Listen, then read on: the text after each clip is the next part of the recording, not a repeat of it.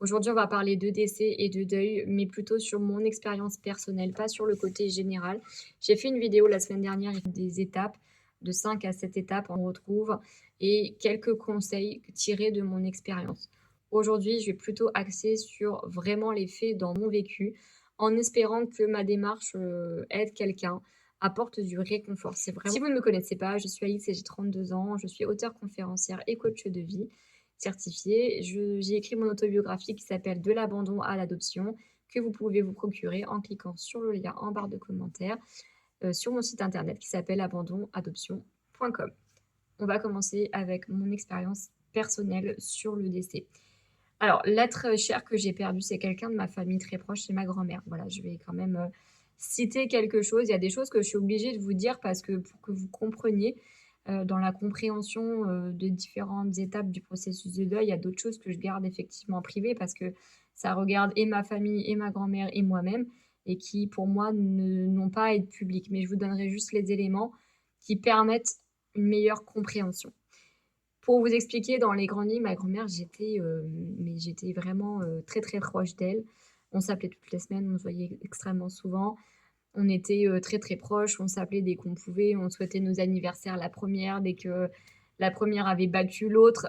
C'est-à-dire qu'elle, elle m'appelait, elle voulait être la première à me souhaiter mon anniversaire et moi aussi, donc on avait une relation très, très, très, très, très fusionnelle et même encore 15, 16 ans après, j'en ai toujours des frissons quand je parle d'elle, donc très, très proche. Et à cette époque-là et même encore, pendant longtemps, c'était mon seul pilier affectif, c'était ma grand-mère.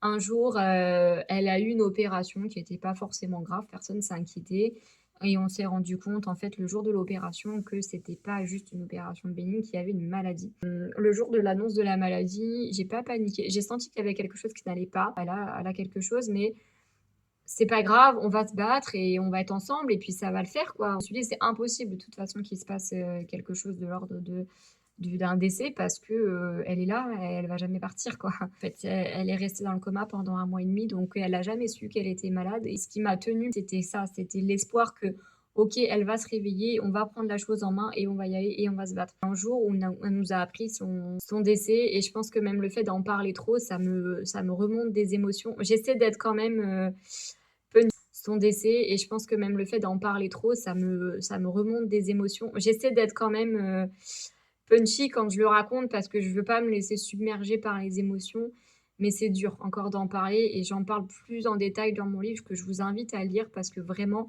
ça peut vous servir aussi de référence si malheureusement vous traversez cette étape-là parce que je l'exprime beaucoup mieux à l'écrit qu'à l'oral. C'était à l'écrit, c'était des choses que j'ai écrites sur le moment. Donc quand on a appris, son décès, j'y croyais pas du tout. Donc la première étape, c'est le choc et la sidération totale. En fait, même s'il y a une longue maladie, quand on vous apprend: «C'est fini», ces 2 mots-là, ces 3 mots-là, c'est c'est terrible. Ça veut tout dire et en même temps, ça veut rien dire pour nous parce qu'on se dit: «Bah non». Le premier réflexe qu'on a envie de dire, c'est: «Non. Non, c'est pas possible. Non, tu te trompes. Non, tu mens. Non, tu mens». Non, c'est pas possible et en fait, si et moi, je l'ai vécu comme, j'ai été directement dans la colère. Non, pas elle, en fait. Je me suis dit: «C'est pas possible, c'est pas possible, elle devait se réveiller, il devait y avoir des choses de faites et cetera» et non. Alors, j'avais 16 ans, je ne savais peut-être pas tout, peut-être que les médecins n'ont pas tout voulu nous dire. Les médecins peut-être savaient et ont pas voulu affoler la famille. De mon âge d'enfant, d'adolescent à 16 ans, j'avais besoin qu'on voie ma peine, qu'on la ressente, qu'on m'accompagne, qu'on soit derrière moi et tout. J'étais vraiment pas bien. J'avais que ma peine qui comptait, entre guillemets. Ce qui était dramatique à ce moment-là, c'était quand j'étais à l'école. Il y a quelques, je pense 10 jours avant, il y a une jeune fille dans mon lycée qui s'est suicidée d'une manière très, très, très violente. Et là, j'ai eu une double colère parce qu'elle s'est suicidée de manière très violente à 16 ans et elle avait ses raisons. Mais à ce moment-là, j'étais très en colère parce que je me suis dit: «Mince, elle a 16 ans, elle a toute la vie devant elle» et moi, ma grand-mère qui était pas, elle avait pas 90 ans non plus, mais voulu qu'une chose, c'était vivre et j'étais dans cette dualité entre quelqu'un de jeune qui se suicide et quelqu'un de plus âgé qui voulait vivre. Alors cette jeune fille-là, bien sûr que je la juge pas et bien sûr qu'avec le recul, comme je disais, quand je dis un suicide, c'est très personnel. Ça la regarde qu'elle et c'est indépendant du deuil que j'ai vécu. Mais l'importance, comme je disais dans la vidéo précédente, des fois de l'environnement, de ce qu'on vit au moment T, ça peut aussi avoir son impact dans le processus de deuil par la suite. Ça peut apporter de la colère en plus, ça peut apporter de la tristesse en plus.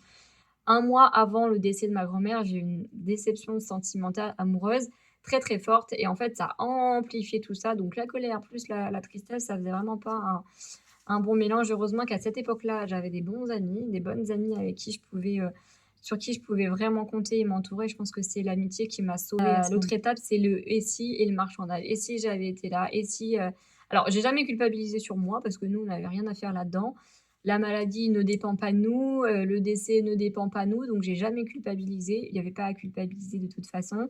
L'avantage, c'est qu'avec ma grand-mère, on a vraiment vécu à fond notre relation, grand-mère, petite fille, donc zéro regret. Le seul regret, bien évidemment, c'est qu'elle n'ait pas connu, mon conjoint et les enfants et qu'elle m'ait pas vu grandir. Mais pas de déception sur: «Mince, on n'a pas vécu ça, ça, ça ensemble». Non. Donc je pense que ça m'a aidée aussi à vivre le deuil un petit peu mieux. Marchandage, l'étape du marchandage, c'était plus dans le sens, mais si on l'avait réveillé, j'aurais peut-être pu lui dire au revoir, parce que j'ai pas pu lui dire au revoir de son vivant. Voilà. Bon, après, il y a des choses qui sont quand même positives dans le sens que heureusement qu'elle l'a pas su, parce que sinon elle aurait très très mal réagi.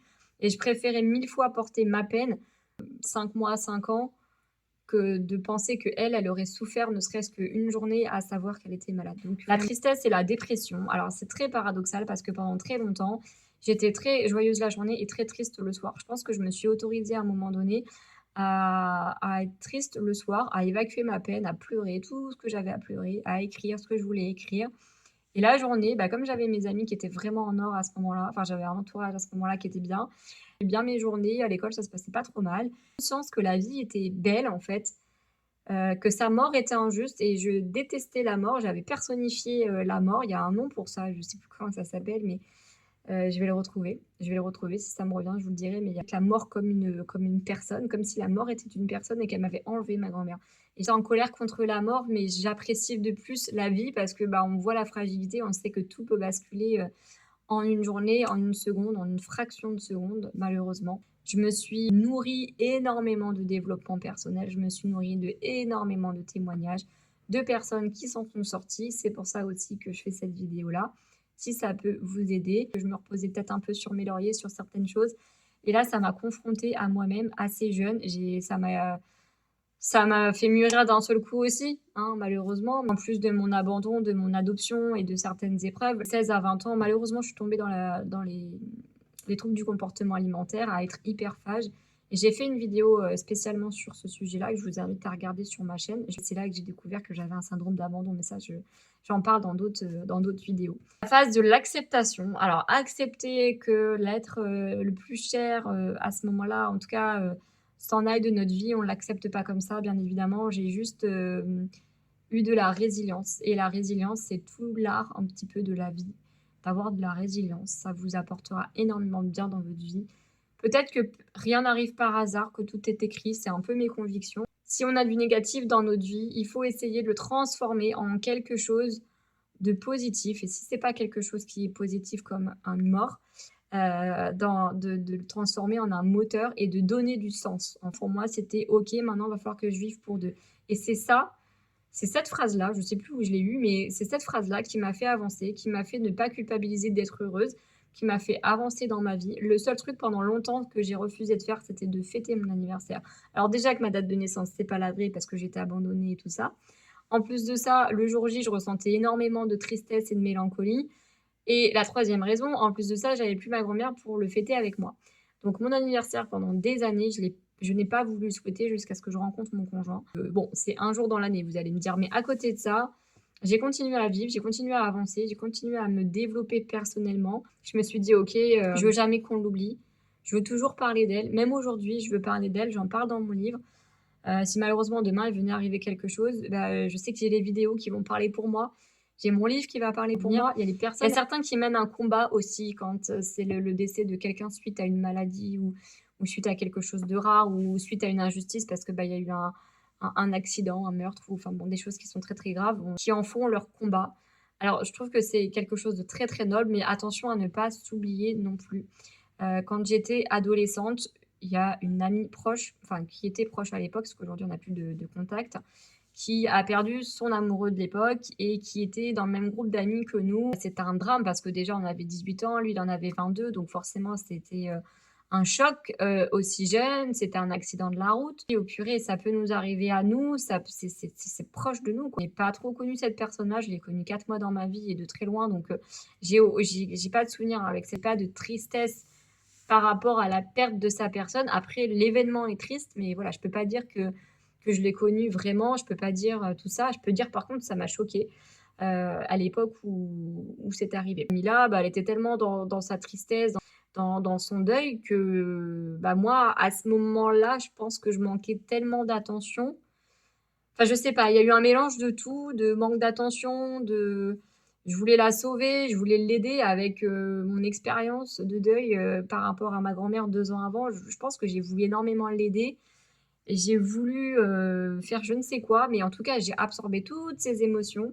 J'ai tout pris sur moi. Et quand elle allait mieux, bon, elle m'a pas tourné le dos, mais disons, quand elle allait mieux, elle allait mieux. Et puis moi, quand j'allais moins bien, bon, elle n'était pas forcément là pour moi non plus, à certaines étapes, hein. Je dis pas qu'il y a certaines étapes où elle n'était pas là pour moi, mais la dernière fois que j'absorbe autant les émotions de quelqu'un, que je veux sauver quelqu'un, que je veux autant aider quelqu'un au point de me perdre moi-même.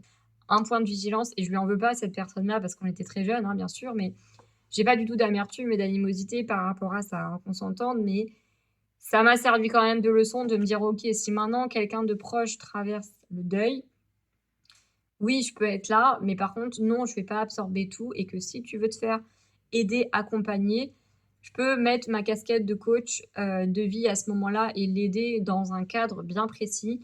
Mais par contre, au quotidien, non, il y a ma vie, il y a la sienne. Tout, ne vous perdez pas avec votre propre personne quand vous voulez accompagner quelqu'un. La dernière chose, et je vais terminer là-dessus sur une note plutôt positive, c'est de trouver un échappatoire, une échappatoire. Alors pour moi, c'était l'écriture. J'ai énormément écrit quand ma grand-mère est décédée. J'ai énormément écouté de musique. En plus, l'adolescence, c'est une période charnière dans une vie. On le sait, quand on a 16-17 ans, on se cherche, on ne se trouve pas forcément. On se questionne sur notre identité. Moi, je me questionnais aussi sur l'identité que j'aurais pu avoir si je n'avais pas été adoptée. Donc, l'échappatoire, ça a été aussi le piano, tout ce qui était artistique. Heureusement pour moi, c'était quelque chose de positif. Mais attention, si vous traversez quelque chose, un deuil, ou si quelqu'un traverse aussi cette phase-là, de ne pas aller dans les choses négatives, nocives pour vous, l'alcool, la drogue, l'addiction aussi aux jeux vidéo, enfin pas aux jeux vidéo, mais aux jeux d'argent, pardon. Ça peut entraîner d'autres conséquences bien plus graves, donc attention à ça, de ne pas trop tomber dans des addictions, dans des travers qui peuvent être nocifs aussi pour vous. N'hésitez pas, surtout, surtout, surtout, à consulter. Il y a peut-être 10-15 ans en arrière, il n'y avait pas autant de vidéos sur les réseaux et c'est pour ça aussi que je le fais, cette vidéo, pour aider des personnes, parce qu'au-delà d'aller consulter quelqu'un qui va être à vous écouter, vous, votre histoire, et va vraiment être dans l'individualité, vous avez beaucoup de vidéos sur les réseaux, des podcasts qui peuvent déjà vous aider gratuitement. Donc n'hésitez pas à utiliser ces outils-là. Si vous avez de la fierté en disant bah non, moi je veux pas qu'on m'aide et tout, vous pouvez quand même regarder ces vidéos, vous n'êtes pas obligé de le dire, mais ne serait-ce que de les regarder, si ça peut vous aider, bah n'hésitez pas. Et si vous souhaitez que je fasse d'autres vidéos sur ce sujet-là, je vais en faire une autre de toute façon parce que j'ai pas terminé. Je vais parler aussi de mon rapport à la mort et voilà, de d'autres choses, mais ne prenez aucun risque pour votre santé mentale. En tout cas, c'est tout pour moi aujourd'hui. Je vous dis à très bientôt.